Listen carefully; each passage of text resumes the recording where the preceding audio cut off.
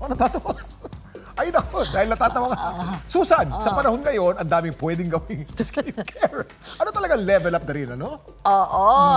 Dati hugas-hugas lang ng sabon sa mukha. Ngayon, kung ano-ano na ang pwedeng ipahid para panatili ang kutis na maganda. Papayag ka ba? Kung ipapahid sa mukha, galing sa dugo. Bakit dugo? Alamin natin yan sa kwentong inalam ni Marisol Abdurman. Dinuguan? Kalihot kanan ang pwedeng gawin kapag usapang skincare. Nandiyan ang facial, iba't ibang cleanser at pamahid na serum. Ang ilan, sa pagnanais umano ng kutis na makinis, gumagamit daw ng natural na serum na nakukuha sa dugo ng tao, ang platelet-rich plasma. Ito ang pinaka-valuable na serum sa buong mundo. Ang hawak ng dermatologist na si Dr. K, nakukuha raw sa dugo ng tao at ginagamit na facial treatment. Sa'yo lang manggagaling yan eh. Kumbaga sa sarili mo lang manggagaling. So, for me, yan talagang pinakamagandang serum.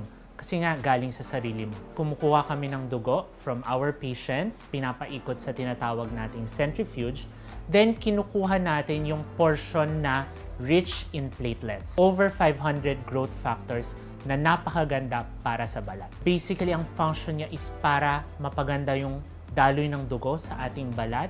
Also helps with wound healing. Sumasailalim muna sa consultation ang nais gumamit ng platelet-rich plasma o PRP.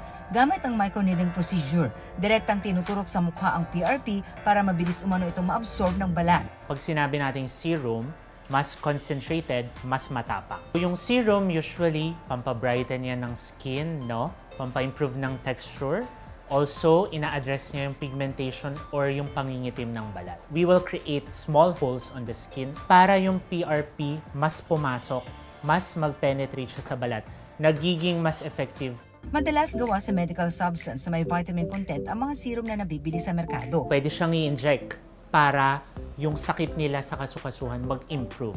Sa amin naman sa dermatology, so ginagamit namin siya para sa pekas, para sa acne scars or yung mga butas-butas sa mukha. Pwede din siya i-inject sa buhok para tumubo yung mga buhok. Dagdag pa ni Dr. K, maaari rin daw itong direktang ipahid sa balat na may problema sa pangingitim gaya ng melasma. Bihira ang allergy, no? Kasi nga, nanggaling sa sarili mo. Very natural, matrabaho siya gawin kasi kailangan mong makunan ng dugo. Usually, ina-advise namin sa patients namin, no, na kung iuuwi nila yung dugo, dapat i-ref nila and then ipapahid nila sa gabi na yun na. So kumbaga limited lang. Isang beses mo lang siya magagamit kung gusto mo siyang ipahid sa mukha mo. Pagkapahid-pahid, medyo mas matagal kasi nga, pinahid mo lang. Dahil sa melasma, sinubukan ni Ana ang PRP microneedling.